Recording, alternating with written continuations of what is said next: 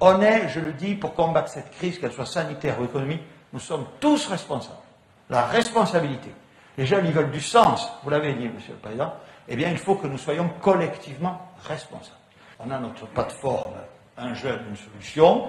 C'est là-dessus qu'il faut au maximum qu'on fédère toutes les énergies pour faire apparaître le nombre de stages, le lieu des stages, les offres d'emploi. Alors, on m'indique, aujourd'hui, on aura, dès le 1er mars, 30 000 offres de stage seront disponibles sur la plateforme Un jeune, une solution, en partenariat avec Job Teaser. Et dès aujourd'hui, je le dis, ça m'amène au point suivant, 100 000 offres d'emploi sont disponibles sur cette même plateforme, Madame la Ministre. Tandis que par ailleurs, pour ne pas l'oublier, Monsieur le Président, à partir du 1er avril, on mettra en service un simulateur d'aide pour les bourses, pour les aides au logement, à la mobilité, à l'accès à l'emploi, qui seront à la disposition de tous celles et ceux qui consultent ce site. Et il faut évidemment le rapprocher avec ceux qui existent. Il ne faut pas qu'il y ait un parcours du combattant. Il faut unir nos forces pour permettre cette réussite. Vous avez parlé de tutorat. On va sûrement lancer, le renforcer même dans le niveau secondaire. On va prendre des initiatives au titre du plan égalité des chances sur le registre du mentorat. Ce sont des outils qui marchent. Il faut être innovant, Monsieur le Président, et il faut accompagner.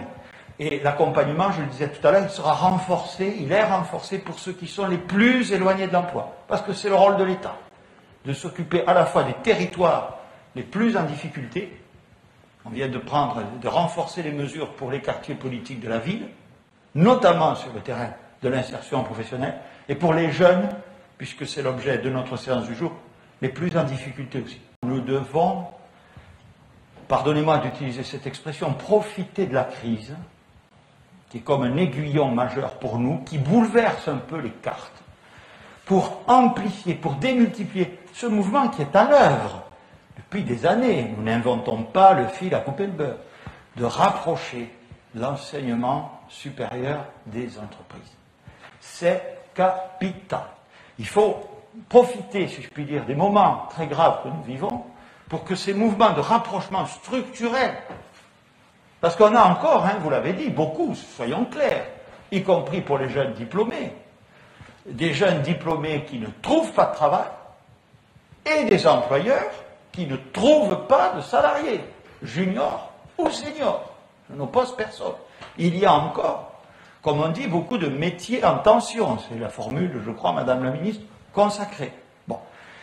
Il y a à cela des causes structurelles qu'on connaît, et notamment la question des relations entre la formation dans les universités, dans les établissements d'enseignement supérieur et le monde de l'entreprise, qui, encore une fois, ont fait d'immenses progrès. Je pense que l'Université de Bordeaux, Monsieur le Président, est exemplaire de ce point de vue-là. Mais convenons ensemble, grâce à des outils de la nature de ceux que nous avons mis en place, qu'il faut rendre ces progrès à la fois beaucoup plus importants et irréversibles. Et irréversibles. Voilà.